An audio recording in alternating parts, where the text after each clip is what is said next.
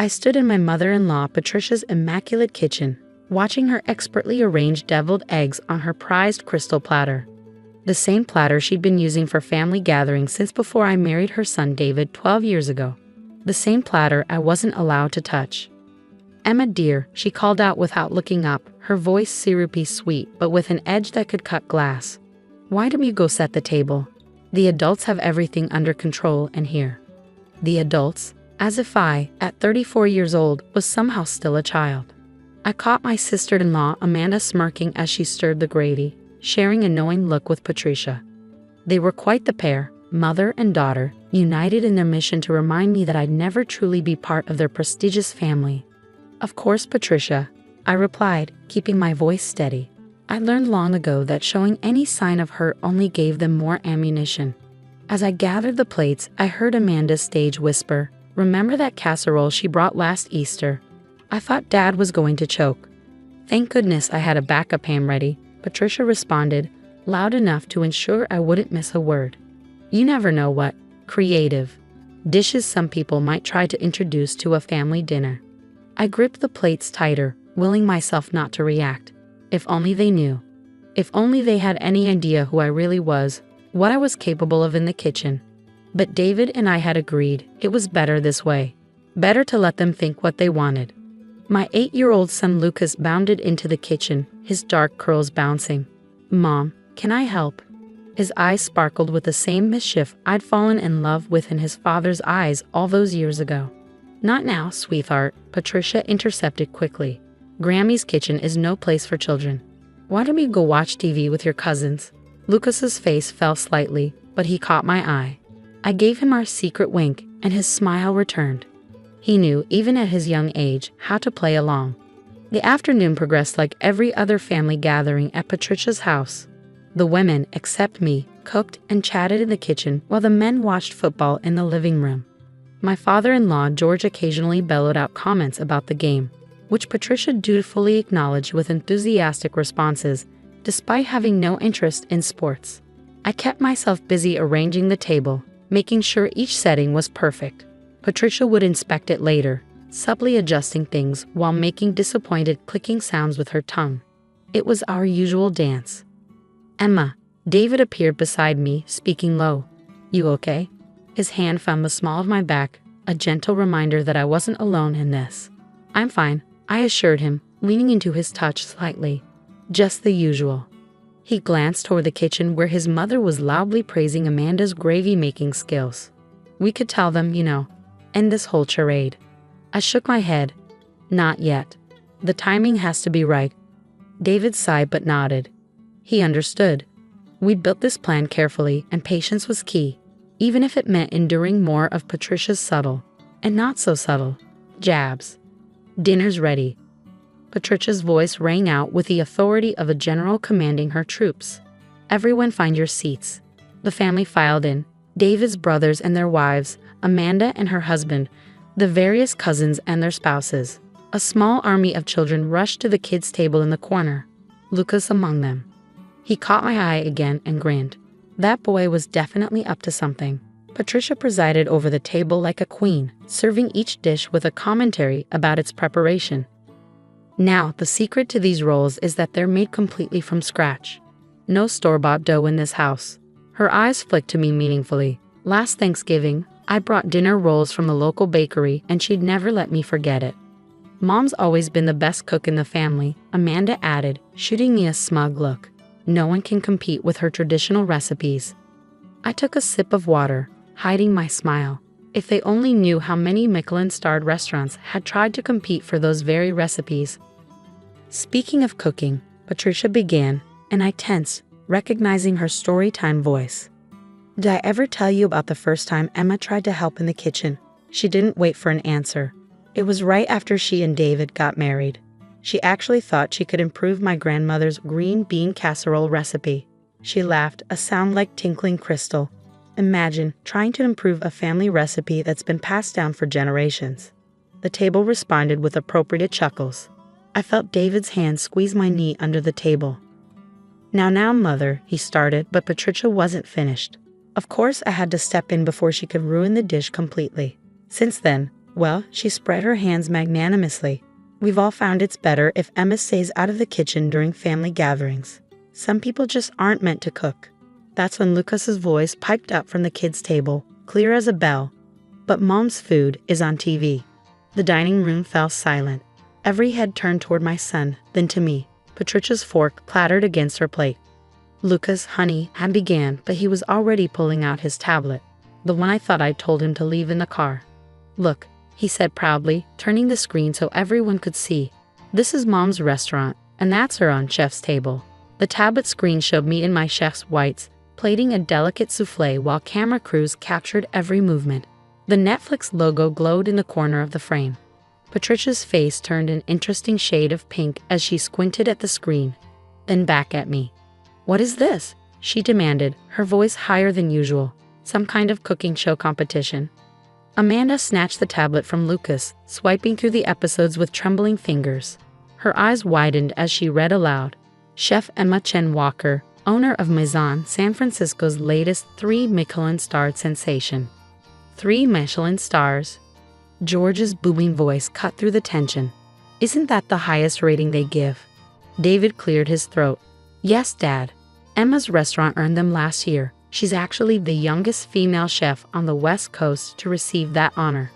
The silence that followed was deafening. I could practically hear the gears turning in Patricia's head as she processed this information, rewriting 12 years of assumptions in real time. But you always let me, she stammered, looking at the untouched green bean casserole on her plate.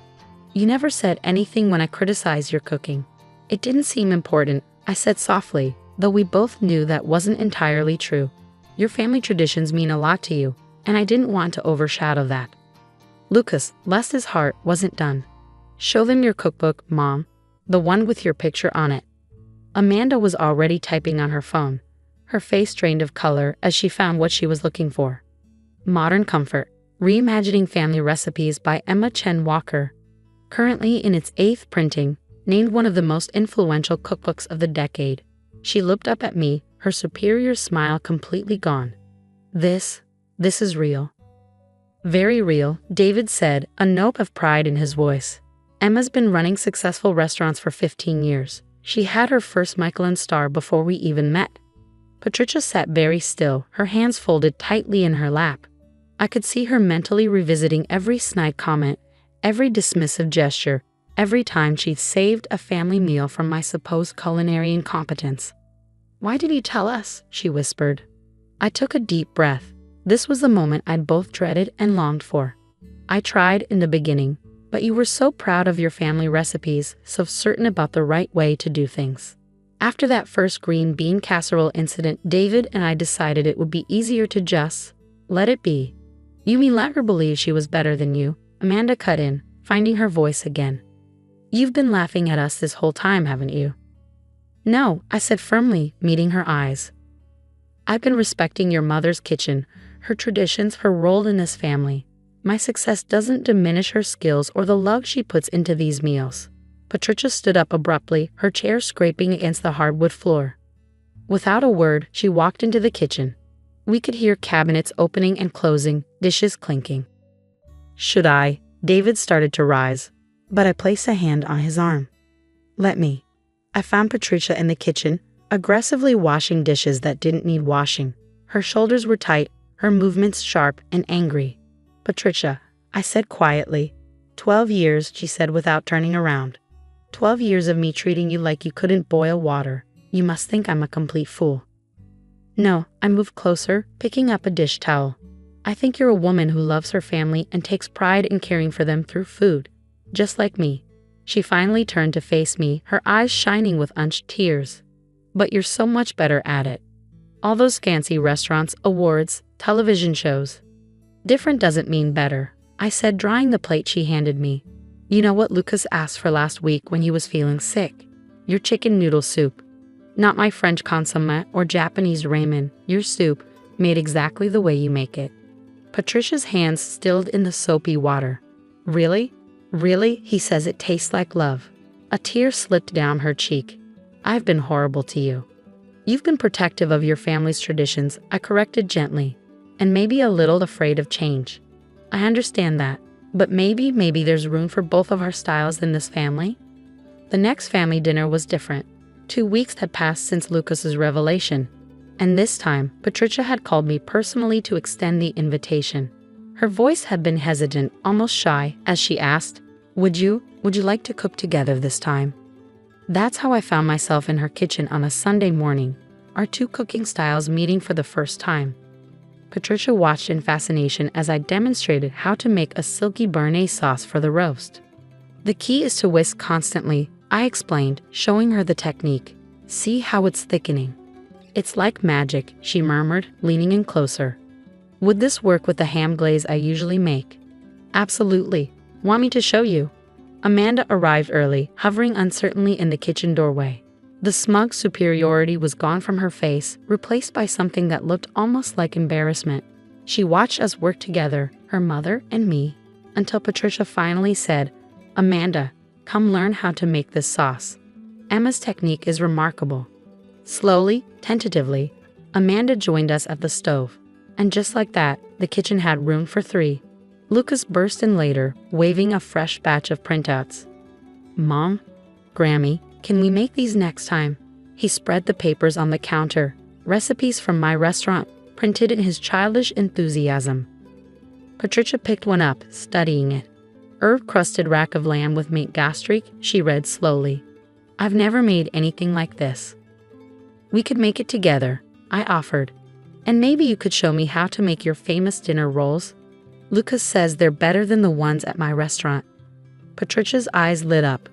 They were my grandmother's recipe. She taught me when I was just a girl. She paused, then added softly, I'd love to teach you. The family filed in for dinner, doing double takes at the sight of the 3 of us working side by side in the kitchen. David caught my eye and smiled, giving me a subtle thumbs up. Everything looks amazing, George declared as we set out the dishes, a perfect blend of Patricia's traditional favorites and my modern interpretations. My béarnaise sauce sat in her grandmother's gravy boat, a symbol of old and new coming together.